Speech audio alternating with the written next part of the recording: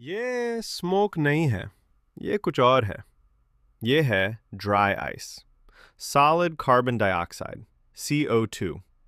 इसका टेम्परेचर होता है -78 डिग्रीज सेल्सियस। नॉर्मल आइस से काफ़ी ज़्यादा ठंडा। अब ये इंटरेस्टिंग है।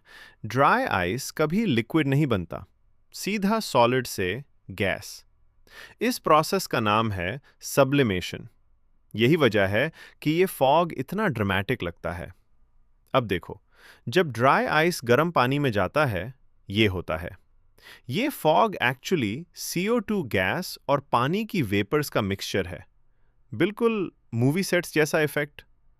3 मस्ट फैक्ट सुनो। 1, नंगे हाथ से टच करो तो फ्रॉस्ट बाइट हो सकता है। 2, ये खाने को महफूज करने में इस्तेमाल होता है। 3, एक्टर्स के स्टेज शोज का ये फॉग यही है। ऐसी और केमिस्ट्री देखनी है?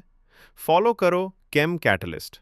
और ये वीडियो ज़रूर शेयर करो उन दोस्तों को जो कहते हैं केमिस्ट्री बोरिंग है।